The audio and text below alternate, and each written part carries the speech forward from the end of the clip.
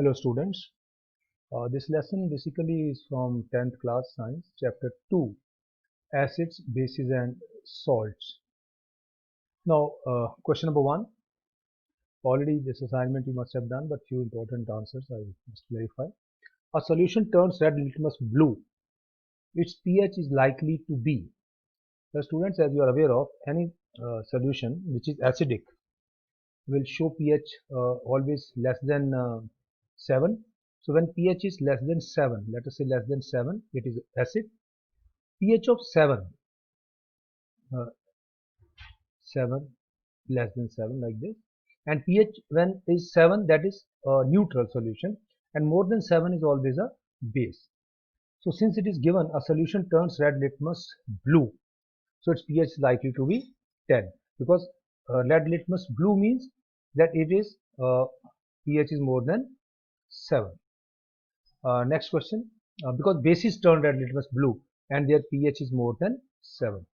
A solution reacts with crushed egg shells to give a gas and that turns lime water milky. So the solution contains, now lime water milky means the gas has to be carbon dioxide. But carbon dioxide is there in the from where we get carbon dioxide. Eggshells are made up of calcium carbonate. So this calcium carbonate when reacts with HCl, let us say this reacts with HCl, so it gives you calcium chloride plus carbon dioxide and water is also released. This is how this reaction takes place. So correct answer is B, HCl. 10 ml of a solution of sodium hydroxide is found to be completely neutralized by 8 ml of a given solution of HCl. If we take 20 ml of the same solution of sodium hydroxide, the amount of HCl solution required to neutralize it will be. So there are 4 options given to you. Now the correct option we have to find out. So as you find here that the amount is doubled. That sodium hydroxide, which was earlier 8 ml and 20, this was the ratio. So now it becomes 16 with, earlier it was 10 and 8, now it becomes 20 and 16. The correct option will go with D, that is 16 ml. Which one of the following types of medicine is used for treating indigestion? Antibiotic, well here the correct answer is antacids. Now what are antacids? Antacids are used to neutralize hyperacidity in the stomach due to excess of HCl.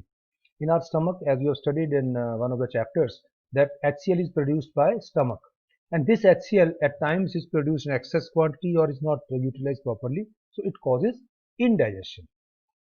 So antibiotics of course is not the answer, because antibiotics we use for fighting infections, and also analgesics are basically painkillers, like you take medicine when you feel some pain, and antiseptic is of course for cleaning the wounds, so that microorganisms they do not attack, basically more uh, importantly the bacteria. Question 5, write word equations and then balanced equations for the reaction taking place when dilute sulfuric acid reacts with, so there are 4 equations, so be very careful here. The correct answers would be, this is zinc. Remember, when zinc combines with H2SO4 in dilute form, only then it is going to give you hydrogen gas. But in case we take this H2SO4 concentrated, let us say we take it concentrated, so then it will not be hydrogen, it is going to give you, of course zinc sulfate is produced, but at the same time sulfur dioxide and water is also released. So remember, with dilute only you get hydrogen gas. Then magnesium, same reaction, magnesium chloride and hydrogen. Aluminium, it gives you aluminium sulfate and 3 hydrogen, and then iron with HCl gives you ferrous chloride. Remember, this is, you will call it ferrous chloride, but you will writing like this, iron 2 chloride. When it is FeCl2, we call it ferrous chloride. When it is FeCl3, it is called ferric chloride. Now question number 6, compounds such as alcohols and glucose also contain hydrogen but are not categorized as acids. So student, you have to keep one thing in mind, that dissociation is very important. When we take case of alcohol, let us take we case of C2H5OH. This is ethyl alcohol. And when we say glucose, let us say 6C6H12O6. But they do not dissociate. Dissociate means when, let us say we take HCl. So HCl is going to give you 2 ions H positive and Cl negative. So this dissociation or ionization as we call it is going to give you that is the electricity will able to pass through. So when we take dilute hydrochloric acid in water, so these ions are formed. So now that is how this is possible. So in this experiment, first you take uh, ethanol or glucose and see the observations, and then take HCl. So you will find that when we take HCl, the bulb as shown here will glow. It means that electricity is passing from this end to this end. So be careful, note it down very carefully. Then question number 7. Why does distilled water not conduct electricity? Again same reason, because in distilled water is pure water. Pure water means it doesn't have H positive ions or any such ions. So when dissociation is not possible, so it is not possible to conduct the electricity. Now salts are present in rainwater which help in dissociation of rainwater into ions which help in conduction of electricity.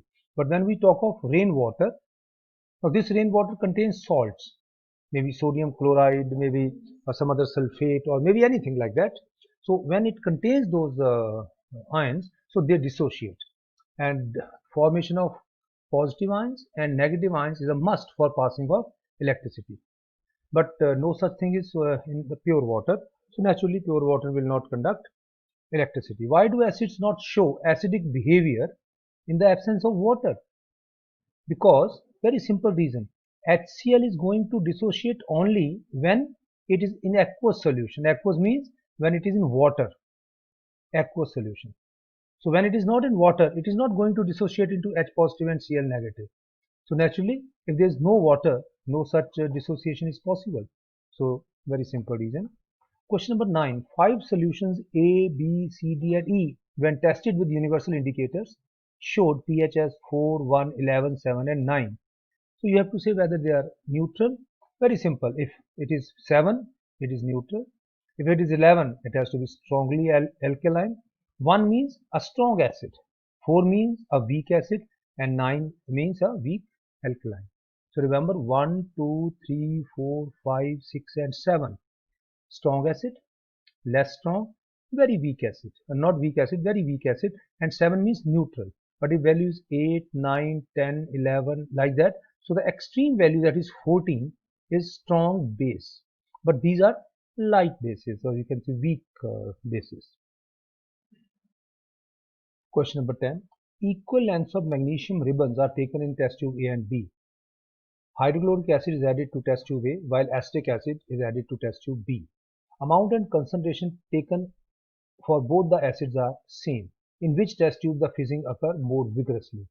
So very simple answer here is fizzing occur more vigorously in hydrochloric acid, being a strong acid. Remember, hydrochloric acid dissociates completely into H positive and Cl negative, while the other acid, which is acetic acid, it has got dissociation in the form of CH3, COO negative and H positive. But this they are not they are weak acids, so dissociation is less into ions. So naturally fizzing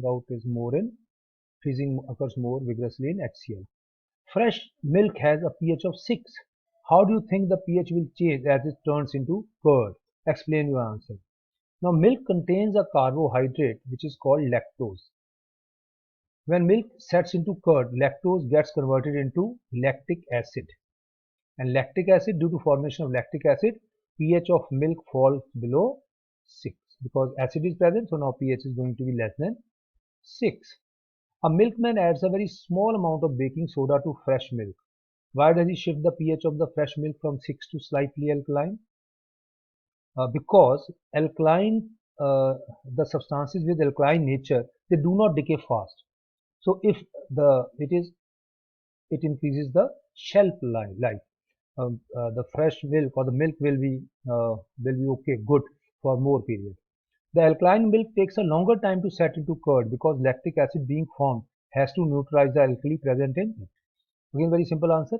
Why does this milk take a long time to set as a curd? Because pH has gone more than 7, so it will take more time. Also write formula of baking soda. So baking soda is sodium hydrogen carbonate. Mind you, it is also called sodium bicarbonate. plaster of Paris should be stored in a moisture proof container. Why? Because if you do not store it in a moisture proof container, so it is going to react with water which is present, and plaster of Paris will change into gypsum. So to avoid this reaction, you have to keep it in, you have to have free from water. What is neutralization reaction? Well, when an alkali and acid, so this is a base or alkali and this is acid, they react, they give you salt and water. So here I take sulfuric acid, an acid, and alkali, ammonium hydroxide, and it gives you ammonium sulfate and water. So reaction is very simple. Acid plus alkali gives you salt plus water. Give two important uses of washing soda and baking soda. Well, student, washing soda you are aware of. It is very useful in our laundry. As such, used for uh, so it is used in the manufacture of glass, soap, paper, and other sodium products. As such, it is used in softening of hard water, because if we use hard water, we will not get our clothes really washed properly. Baking powder or baking soda is used in all in the kitchen. As such, it is used as antacid to neutralize excess of acidity in the stomach. It is ingredient of baking powder which contains sodium hydrogen carbonate and tartaric acid. This is your sodium carbonate, sodium hydrogen carbonate, and this is tartaric acid. So this is baking powder. So note down all these questions very carefully. All the best. Bye.